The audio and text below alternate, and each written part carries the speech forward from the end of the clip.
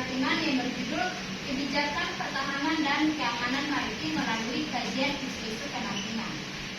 Kebijakan Pertahanan dan Kebijakan Kebijakan Maritim. Pertahanan Maritim Indonesia. Pancasila sebagai landasan ideal, pertahanan laut Nusantara hanya dilandasi oleh Nagari Pancasila sebagai landasan ideal.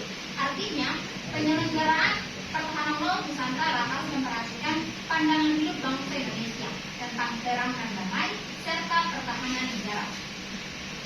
Keamanan maritim Indonesia. Laut adalah sentral bagi Indonesia sebagai negara kepulauan terbesar di dunia. Indonesia memandang laut sebagai pemersatu pulau-pulau di Nusantara. Laut juga dipandang sebagai sumber kekayaan bangsa untuk pembangunan ekonomi. Wilayah laut yang luas juga memberikan tantangan tersendiri bagi Indonesia.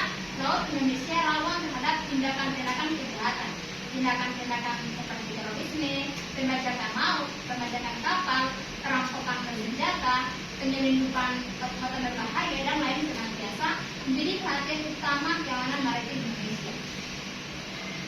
Kebijakan pertahanan dan keamanan maritim. Kebijakan pertahanan, keamanan, penegakan hukum dan keselamatan di laut bertujuan untuk menegakkan kedaulatan dan hukum, mempertahankan keutuhan wilayah negara kesatuan Republik Indonesia, dan melindungi sembilan bangsa dan seluruh tumpah darah Indonesia dari ancaman, tantangan, hambatan, dan gangguan di wilayah laut.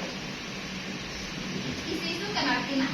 Yang pertama, isu strategis dan kondisi saat ini terkait pengelolaan sumber daya kelautan dan pengembangan sumber daya manusia. Pengelolaan sumber daya ke laut menjadi isu yang krusial, apalagi jika dikaitkan dengan pengelolaan yang berkelanjutan. Dalam 5 tahun ke depan akan mendorong pada penerapan program pengelolaan perikanan dengan pendekatan ekosistem dan berbasis wilayah pengelolaan dan perikanan negara Republik Indonesia. Kemudian yang kedua, isu strategis dan kondisi saat ini terkait pertahanan, keamanan, penegakan hukum, dan perawatan di laut. Potensi sumber daya perikanan sangat potensial untuk menjadi penggerak utama perekonomian Indonesia. Salah satunya adalah penguatan penegakan hukum dalam memberantas penangkapan ikan yang ilegal, tidak dilaporkan dan tidak teratur. Yang ketiga, isu strategis dan kondisi saat ini terkait tata kelola dan kelembagaan laut.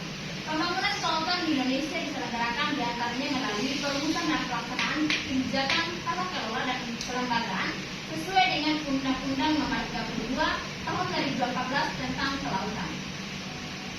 Yang keempat, isu strategis dan kondisi saat ini terkait ekonomi dan infrastruktur kelautan dan peningkatan kesejahteraan. Sebagai negara kepulauan, pembangunan nasional menghadapi 2 isu besar yang menantang, yaitu konektivitas maritim dan pemerataan pembangunan. Yang kelima, isu strategis dan kondisi saat ini terkait pengelolaan ruang laut dan perlindungan lingkungan laut. Indonesia sebagai negara kepulauan dianggap sebagai potensi ekonomi termasuk sumber daya alam dan lingkungan.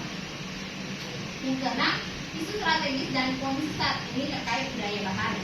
Sejarah mencatat Indonesia telah berhasil menjelajahi lintas benua serta melakukan perjalanan panjang dalam misi perdagangan dan diplomasi. Yang ketujuh, isu strategis dan kondisi saat ini terkait diplomasi maritim. Sejak diimplementasikan KKI sebagai penerjemah visi poros maritim dunia, kondisi geopolitik dan geoekonomi dunia terus mengalami pergeseran. Baik, itulah materi yang saya sampaikan. Bila ada kesalahan saya, mohon maaf. Berhitung hidayah. Wassalamualaikum warahmatullahi wabarakatuh.